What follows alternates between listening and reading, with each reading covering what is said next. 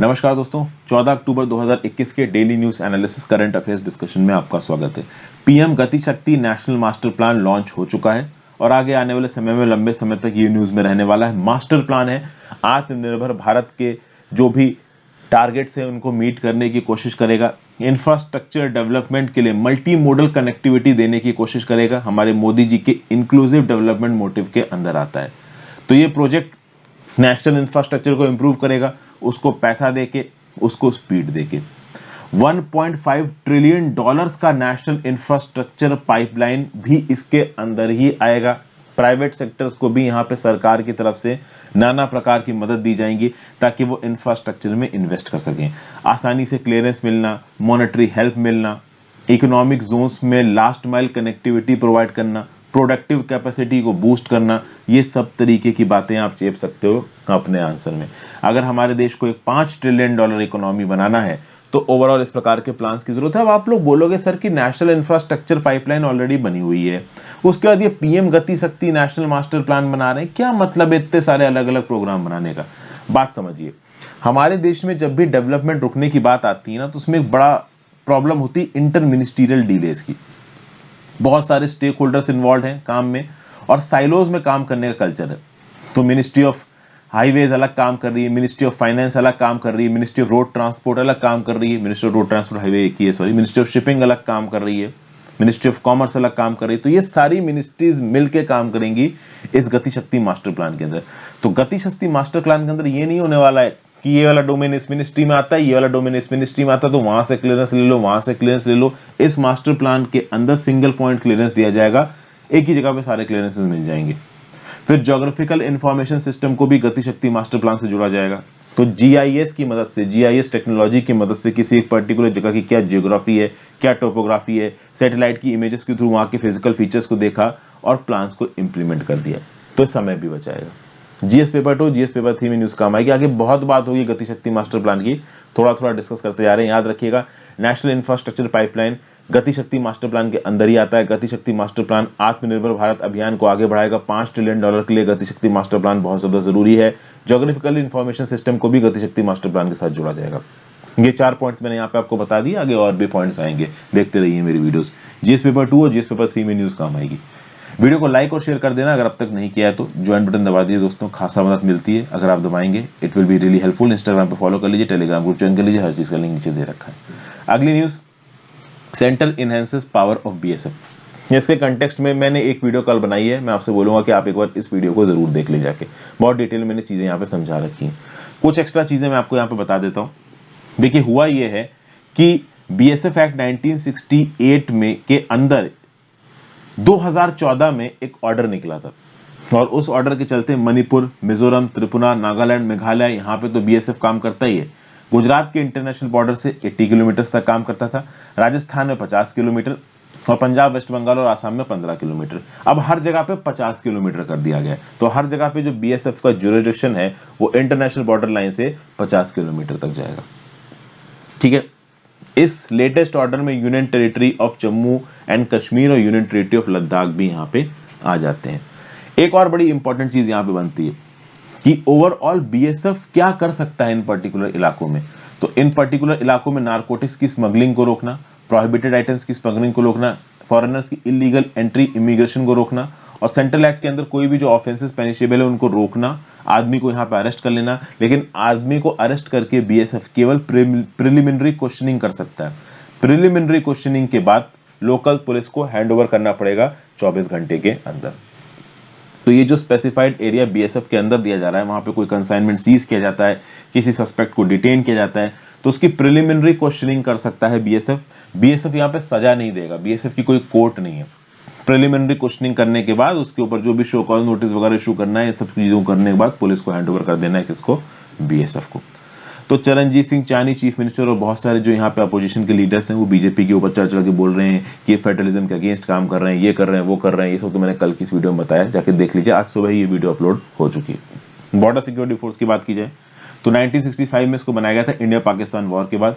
This is one of the 5 central armed police forces of the union of India. ये ministry of home affairs के अंदर काम करती है। इसके अलावा कौन कौन C central armed police force है? आसाम राइफल्स है, इंडो तिब्बतन बॉर्डर पुलिस है, सेंट्रल इंडस्ट्रियल सिक्योरिटी फोर्स है, सेंट्रल रिजर्व पुलिस फोर्स है, नेशनल सिक्योरिटी गार्ड है और सशस्त्र सीमा बल है। 2.65 लाख की फोर्स है, पाकिस्तान बांग्लादेश बॉर्डर्स को देखती है। बताइए भूटान और नेपाल बॉर्डर्स को देखने वाली फोर्स कौन सी है? कल की वीडियो में मैंने आपको बता रखा। ओके भाई, जनरल पेपर 3 में न्यूज आपको काम आएगी। Next news, climate resilience information system and planning. देखिए, union minister of rural development and Panchayati Raj Shri Giriraj Singh ने लॉन्च किया है climate resilience information system and planning, crisp M tool. Crisp M tool याद रखिएगा, सिंगल जो आपके एमसीक्यूज आते हैं यूपीएससी में पूछ दिए जाते हैं इस प्रकार के सवाल। हालांकि आजकल यूपीएससी में बहुत मुश्किल पेपर आने वाला है, तो सीधे सीधे इस पे सवाल आए थोड़ा मुश्किल है। हाँ, 4-5 ऑप्शंस में एक ऑप्शन की तरह इसको रखा जा सकता है। तो किया क्या जा रहा है यहाँ पे, इस क्रिस्प एम टूल के द्वारा वाटरशेड प्लानिंग के लिए जो हम ज्योग्राफिकल इंफॉर्मेशन सिस्टम इस्तेमाल करते हैं ना, उसमें क्लाइमेट इंफॉर्मेशन को जोड़ देना। अब आप बोलोगे वाटरशेड प्लानिंग क्या होती है?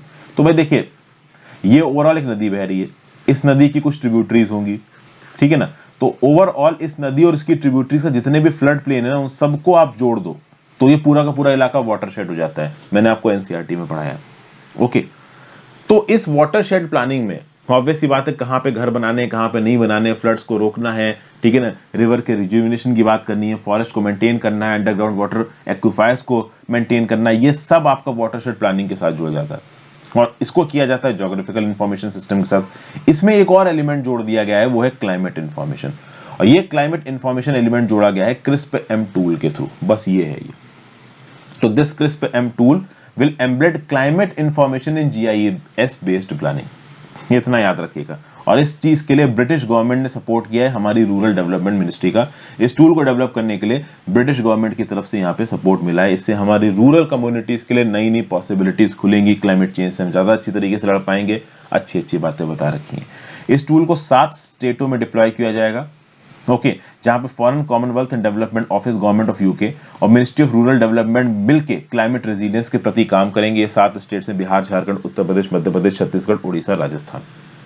फिर कुछ तारीफ भी कर रहे हैं यहाँ पे, जैसे एनएन सिन्हा साहब सेक्रेटरी हैं मिनिस्ट्री ऑफ रूरल डेवलपमेंट, इन्होंने बोला कि ग्रास रूट प्लानिंग से, इंप्लीमेंटेशन से, यूटिलाइजेशन से देखिए ग्राउंड वाटर रिचार्ज हो रहा है, फॉरेस्ट कवरेज बढ़ रहा है, लैंड प्रोडक्टिविटी अच्छी हो रही है। ये सब बातें यहाँ बताई गई हैं। Impact study of Mahatma Gandhi NREGA, तो नरेगा के साथ भी ऑब्वियस सी बात है इस क्रिस्प एम टूल को जोड़ा जाएगा। Okay, ministry of rural development का ये भी बोलना है कि GIS based plan already 1.82 lakh gram panchayat के लिए बन चुके हैं और इंडिया में 2.69 लाख ग्राम पंचायत हैं, और जहां जहां पे बन चुके हैं उसके साथ क्लाइमेट रेजिलियंस को, क्लाइमेट इंफॉर्मेशन को आप जोड़ दो, यही क्रिस्प एम टूल बन रहा है, कह रहा है। तो ये सब बातें आप बताई गई। क्लाइमेट रेजिलियंस की बात की जाए तो क्या है ये, इसकी डेफिनेशन है adaptive capacity for a socio ecological system. एक सोशियो इकोलॉजिकल सिस्टम की एडेप्टिव कैपेसिटी को आप क्लाइमेट रेजिलियंस बोलते हो। तो एक सिस्टम की स्ट्रेसेस को ऑब्जॉर्व करने की क्या कैपेसिटी है, फंक्शंस को मेंटेन करने की क्या कैपेसिटी है, adapt, reorganise and evolve into more desirable configuration, इस चीज की कैपेसिटी को क्लाइमेट रेजिलियंस यहाँ पे कहा जाता है। क्लाइमेट रेजिलियंस का मेन फोकस है to address climate vulnerability that communities, states and countries currently have with regards to many consequences of climate change. General studies paper 2 और पेपर 3 में न्यूज आपको काम आएगी। नेक्स्ट बात करते हैं sticky edible oil prices prompt fresh import duty cuts. देखिए, बहुत सारे अलग अलग जो आपके एडिबल ऑयल के इंपोर्ट्स हैं, इनमें सेस और ड्यूटी को बदला गया। जैसे कि for example crude palm, soybean और सनफ्लावर सीड ऑयल्स, ओके, इन 3 चीजों में कस्टम ड्यूटीज को बिल्कुल हटा दिया गया और agricultural infrastructure and development cess को भी यहाँ पे हटा दिया गया। फिर जो एडिबल ग्रेड पाम है, सनफ्लावर है, सोयाबीन है, वहां पे कस्टम ड्यूटीज को 32.5% से कम करके 17.5% कम कर दिया गया और इस पर कोई सेस नहीं लगाया जाएगा। ये क्यों किया जा रहा है? एडिबल ऑयल्स में इन्फ्लेशन हो गया है 34.2%, जहां पे ओवरऑल हेडलाइन इन्फ्लेशन 4.2% है, कंज्यूमर फूड प्राइस इन्फ्लेशन 0.68% है, वहां पे एडिबल ऑयल का इन्फ्लेशन 34.2% है। तो बहुत इमीडिएट स्केल पे एडिबल ऑयल के दामों को यहां पे कंट्रोल करने की जरूरत है। अगर आप बात करो तो क्रूड पाम, सोयाबीन और सनफ्लावर सीड ऑयल्स, इनके इंपोर्ट्स पे 2.5% की कस्टम ड्यूटी लगती थी और 20% का AIDC यानी एग्रीकल्चर इंफ्रास्ट्रक्चर डेवलपमेंट सेस लगता था। अब सोयाबीन, सनफ्लावर सीड ऑयल्स और क्रूड पाम के ऊपर 0% कस्टम ड्यूटी हो चुकी है और AIDC भी यहाँ पे 0 हो चुका है। बस ये छोटी सी न्यूज है। एग्रीकल्चर इंफ्रास्ट्रक्चर डेवलपमेंट सेस किस लिए इस्तेमाल होता है? तो भाई देखिए, इंफ्रास्ट्रक्चर को फाइनेंस करने के लिए सेस कलेक्ट किया जाता है। तो टैक्स ऑन टैक्स, जो जैसे मान लो 10% सेस है, तो कस्टम ड्यूटी जितनी आएगी उसके ऊपर 10% कैलकुलेट कर लो, तो वो हो जाएगा सेस। सेस की खास बात ये होती है कि वो केवल केंद्र सरकार के पास जाता है, वो राज्य के सरकार के साथ शेयर नहीं किया जाता है। हमारी भारत सरकार 29 प्रोजेक्ट्स के ऊपर सेस लगाती है, जिसमें gold, silver, imported alcohol, imported apple, pulses, palm oil, urea, petrol, diesel, ये सब आते हैं। ठीक है, अब पहले क्या किया गया था कि सेस को थोड़ा बढ़ा दिया गया था। बेसिक कस्टम ड्यूटी कम हुई थी तो ओवरऑल सेस बढ़ा दिया गया। तो हुआ ये कि ओवरऑल कस्टमर्स पे ज्यादा इंपैक्ट नहीं गया। भारत सरकार ने बेसिक कस्टम ड्यूटी कम कर दी, सेस थोड़ा बढ़ा दिया, तो कस्टमर्स पे तो उतना ही टैक्स का वो जा रहा था, इंसिडेंस। लेकिन प्रॉब्लम यहाँ पे ये हो गई कि जो कस्टम ड्यूटी आती है ना, वो राज्य की सरकारों के साथ शेयर की जाती है, और जो सेस आता है वो केवल केंद्र की सरकार के पास जाता है। इसलिए केंद्र की सरकार को अक्सर इस बात को लेकर क्रिटिसाइज किया जाता है कि आप राज्य की सरकार के पैसे को कम कर रहे हो और सेस बढ़ा रहे हो, जो कि आप पूरी पूरी अपनी जेब में डाल रहे हो। ठीक है भाई, तो ये सब बातें आप बताइए। फिर नेक्स्ट न्यूज है, tea and banana waste used to develop non toxic activated carbon. यहाँ पे नॉन टॉक्सिक एक्टिवेटेड कार्बन बनाया गया टी और बनाना वेस्ट को इस्तेमाल करके। तो भाई टी बनाना वेस्ट का इस्तेमाल करके overall non toxic activated carbon को बनाने की कोशिश की जा रही है, और इस नॉन टॉक्सिक एक्टिवेटेड कार्बन को industrial pollution control, water purification, food and beverage processing और ऑर्डर रिमूवल में इस्तेमाल किया जाता है। देखिए, बेसिकली टी वेस्ट को कन्वर्ट करना है नॉन टॉक्सिक एक्टिवेटेड कार्बन में। अगर आप टी वेस्ट की बात करो तो बेसिकली यहां पे मैं आपको बता दूं कि टी को क्यों इस्तेमाल किया जाता है नॉन एक्टिवेटेड कार्बन बनाने में। क्योंकि क्या है कि जो टी का स्ट्रक्चर होता है ना, उसमें जो बॉन्ड्स होते हैं वो पॉलीफिनॉल बॉन्ड्स होते हैं। तो टी के अंदर जो कार्बन एटम्स है वो पॉलीफिनॉल बॉन्ड्स के फॉर्म में होते हैं, और इनको एक्चुअली में एक्टिवेटेड कार्बन में कन्वर्ट किया जा सकता है। पहले क्या होता था कि इस टी वेस्ट को आप कह सकते हो कि नॉन टॉक्सिक एक्टिवेटेड कार्बन में, नॉन टॉक्सिक नहीं बोलना चाहिए, इनफैक्ट एक्टिवेटेड कार्बन बोलो। तो पहले टी के वेस्ट को एक्टिवेटेड कार्बन में बदलने के लिए स्ट्रॉन्ग एसिड और बेसिस का इस्तेमाल किया जाता था। लेकिन जब स्ट्रॉन्ग एसिड्स और बेसिस इस्तेमाल होंगे तो फाइनली जो एक्टिवेटेड कार्बन बनेगा वो नॉन टॉक्सिक नहीं होगा, वो टॉक्सिक होगा। तो बहुत लंबे समय पे इस बात पे थीसिस चल रही थी कि कैसे ये जो टी के वेस्ट को हम लोग एक्टिवेटेड कार्बन में कन्वर्ट करते हैं ये टॉक्सिक ना हो, उसको नॉन टॉक्सिक हो। तो नॉन टॉक्सिक एक्टिवेटेड कार्बन को बनाने के लिए अब बनाना वेस्ट का इस्तेमाल किया गया। पहले एसिड्स और बेसिस का इस्तेमाल किया जाता था, और एसिड बेसिस इस्तेमाल करोगे तो फाइनल प्रोडक्ट टॉक्सिक हो जाएगा। नॉन टॉक्सिक करने के लिए अब बनाना वेस्ट का इस्तेमाल। तो टी वेस्ट के ऊपर जो एक्टिवेशन एजेंट है वो होगा बनाना वेस्ट, और उससे बनेगा आपका नॉन टॉक्सिक एक्टिवेटेड कार्बन। और नॉन टॉक्सिक एक्टिवेटेड कार्बन क्या करता है? तो भाई industrial pollution control, water purification, beverage processing, odour removal, ये सब करता है। ठीक है, तो ये जो न्यूली डेवलप्ड प्रोसेस है, it avoids usages of any toxic agent. तो भैया टी का वेस्ट आप एक्टिवेटेड कार्बन में बदल लो तो वो तो भी वेस्ट है, उसके साथ साथ बनाना वेस्ट को आप एक्टिवेशन एजेंट की तरह यहां इस्तेमाल करो। अब आप बोलोगे सर कौन सा टी वेस्ट? तो जब टी की पत्तियों को प्रोसेस करके चाय बनाई जाती है जो आप घर में इस्तेमाल करते हो, तो बहुत सारा यहाँ पे टी डस्ट के फॉर्म में वेस्ट पैदा होता है। इसी टी डस्ट वेस्ट को आप एक्टिवेटेड कार्बन में कन्वर्ट करते हो, और नॉन टॉक्सिक के लिए किसका इस्तेमाल करोगे? बनाना वेस्ट का। अब सवाल उठता है कि बनाना वेस्ट यहाँ पे कैसे बनता है? तो देखिए, बनाना के अंदर होते हैं ऑक्सीजनेटेड पोटेशियम कंपाउंड्स, और ये जो ऑक्सीजनेटेड पोटेशियम कंपाउंड्स हैं ये टी वेस्ट के अंदर के कार्बन को एक्टिवेटेड कार्बन में कन्वर्ट कर सकते हैं। इसके लिए रिसेंटली एक इंडियन पेटेंट भी दिया गया है। तो यहाँ पे जो बनाना प्लांट एक्सट्रैक्ट है, ओके, इस बनाना प्लांट एक्सट्रैक्ट को ट्रेडिशनल वे से बनाया जाता है, इसको खार बोला जाता है। तो जो ड्राइड बनाना पील्स होती है ना, उनको जला के उनकी जो एशेस होती है, उन एशेस से एक अल्कलाइन एक्सट्रैक्ट निकाला जाता है, इसको बोला जाता है खार। और ओवरऑल इस खार को ही इस्तेमाल करके एक्टिवेटेड कार्बन बनाया जाता है टी वेस्ट से। इसके लिए जो बनाना इस्तेमाल किया जाता है ना, इसको भीम कोल कहते हैं आसामीज में। भीम कोल असम की एक इंडिजीनियस वैरायटी ऑफ बनाना है और नॉर्थ ईस्ट इंडिया में पाई जाती है। तो इस बनाना के बाहर के छिलके को आप जला के बिल्कुल सुखा लो, ऐश में कन्वर्ट कर लो, उसका एल्कलाइन एक्सट्रैक्ट बन जाएगा खार, और फिर इस खार का प्रयोग करके क्या किया जाता है? आपका टी वेस्ट को नॉन टॉक्सिक एक्टिवेटेड कार्बन में बदला जाता है। जीएस पेपर 3 में ये पर्टिकुलर न्यूज आपको काम आएगी। अगली न्यूज है पावर फाइनेंस कॉर्पोरेशन को यहाँ पे महारत्ना का स्टेटस दे दिया गया है। 11वीं स्टेट ओन्ड एंटिटी जो यहाँ पे महारत्ना बनी है वो है पावर फाइनेंस कॉर्पोरेशन। बाकी कौन कौन सी है? तो एनटीपीसी है, सेल है, ओएनजीसी है, बीएचईएल है, इंडियन ऑयल कॉर्पोरेशन है।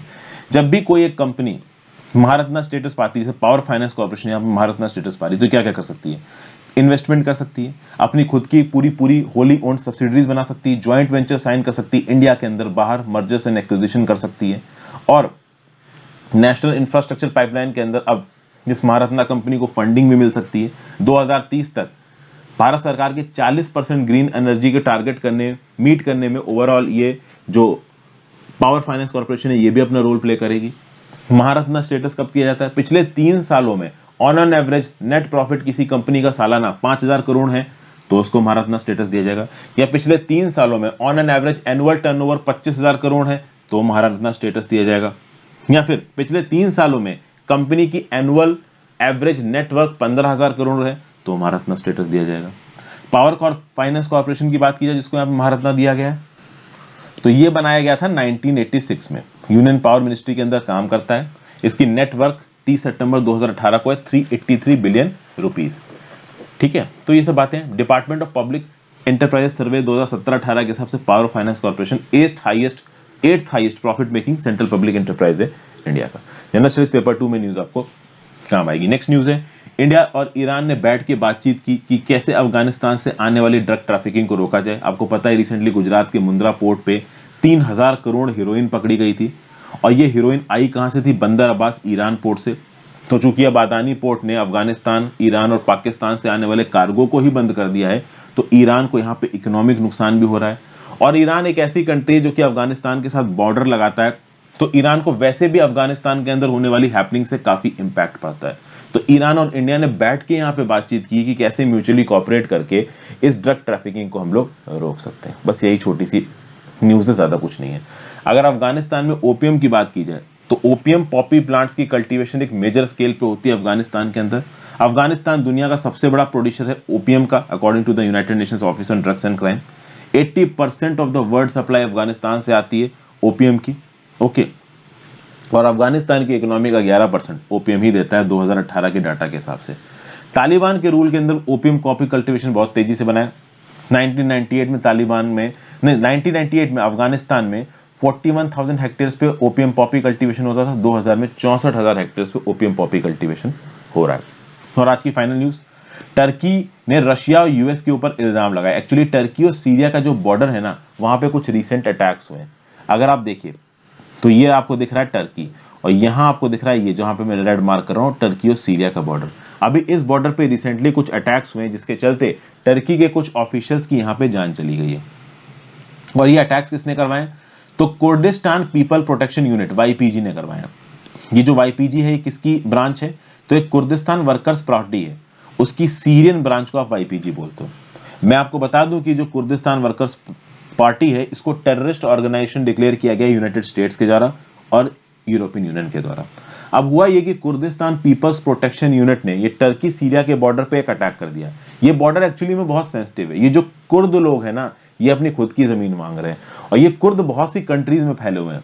ये जो ऑरेंज रंग का इलाका आपको दिख रहा है ना, डार्क ऑरेंज, ये कुर्द है। तो ये टर्की में भी फैले हुए हैं, ये ईरान में भी फैले हुए हैं, ये इराक में भी फैले हुए हैं, ये सीरिया में भी फैले हुए हैं। तो इन कुर्द लोगों का टारगेट है कि जहां जहां पे भी कुर्दिश पॉपुलेशन डोमिनेंट है उन इलाकों को मिला के एक अलग कंट्री बना दो। लेकिन इस अलग कंट्री को बनाने के लिए आपको टर्की से भी इलाका निकालना पड़ेगा, सीरिया से भी निकालना पड़ेगा, इराक से भी निकालना पड़ेगा, ईरान से भी निकालना पड़ेगा, और वो लिटरली पॉसिबल नहीं है। तो इसीलिए जिस जिस जगहों पे टर्क्स ये कुर्दिश डोमिनेंट है वहां पे अक्सर कर इस प्रकार के क्लैशेस होते रहते हैं। अगर नेटफ्लिक्स पे एक शो है कैलिफेट नाम का, उस कैलिफेट नाम का जब आप शो देखोगे ना, तो जिस समय पे बगदादी का रूल चल रहा था इराक के अंदर, उस समय पे कुछ वुमेन जो कि अपनी मर्जी से इस्लामिक स्टेट की तरफ से लड़ने गई थी और बाद में वो ठीक हो गई थी, वो वापस आना चाहती थी, उनकी ब्रेन वॉशिंग खत्म हो गई थी, तो कुर्द्स मदद करते थे ओवरऑल इस इराक से बाहर निकलने में इन वुमेन्स की। तो ये जो कुर्द कॉज है ये बिल्कुल ही अलग कॉज है, और कुर्दिश तुर्किश कॉन्फ्लिक्ट्स अक्सर कर हैं, जो कि आप देखिए टर्की के अंदर एक मेजर कुर्द पॉपुलेशन है। आप देख सकते हो किस हद तक टर्की के अंदर कुर्द पॉपुलेशन, जहां जहां आपको ऑरेंज दिख रहा है वहां वहां कुर्द पॉपुलेशन है। और ऑब्वियस ही बात है ये अगर अपनी इंडिपेंडेंस मांगेंगे तो मिल तो देखो पाएगी नहीं। तो ओवरऑल जब ये YPG का अटैक हुआ और यहाँ पे टर्की के कुछ सोल्जर्स की जान चली गई, तो यहाँ पे टर्की की तरफ से स्ट्रॉन्ग स्टेटमेंट आया। इनके फॉरेन मिनिस्टर मेवलुत कासोवोग्लू बोल रहे हैं कि यूएस और रशिया सही तरीके से काम नहीं कर रहे हैं। नॉर्दर्न सीरिया में 2019 के जो 2 पीस एग्रीमेंट्स हैं, ओवरऑल उनको ठीक तरीके से यहाँ पे इंप्लीमेंट नहीं किया जा रहा है। इसके चलते लगातार टेरर अटैक्स होते हैं और हमारे फोर्सेस की जान चली जाती है। जो यूएस एम्बेसी है उन्होंने कंडोलेंसेस भी दिए हैं कि जो भी ऑफिसर्स मरे हैं, हम उन इस अटैक की निंदा करते हैं। लेकिन यहाँ पे टर्की के फॉरेन मिनिस्टर बोल रहे हैं कि ये मैसेज वॉशिंगटन की, यूएसए की इनसिंसियरिटी को दिखाता है। यूएसए ने ही YPG को ट्रेन किया है और उसकी ट्रेनिंग के बाद ये YPG टर्की के ऊपर अटैक कर रहा है। हम यहाँ पे चुप बैठने वाले नहीं हैं। अब ओवरऑल पिछले कुछ दिनों से ऐसा सेंटीमेंट बनता नजर आ रहा है कि हो सकता है टर्की लेड मिलिट्री इंटरवेंशन हो जाए सीरिया के अंदर, जिसकी वजह से टर्किश लीरा थोड़ा नीचे गिर रहा है when compare to dollar and euro. और टर्किश कर्दिश कॉन्फ्लिक्ट बहुत पुराना है, आज का नहीं है ये। तो ये था आज का न्यूज एनालिसिस दोस्तों। General studies paper 2 international relations पे न्यूज आपको काम आएगी। ज्यादा से ज्यादा लोग साथ इस वीडियो को शेयर करिए, इंस्टाग्राम पे फॉलो कर लीजिए, टेलीग्राम ग्रुप ज्वाइन कर लीजिए, कमेंट किए बिना मत जाइएगा, एंगेजमेंट बढ़ा के जाइए, ज्वाइन बटन दबा के हेल्प भी कर सकते हैं। Great day friends, goodbye, ध्यान रखिए।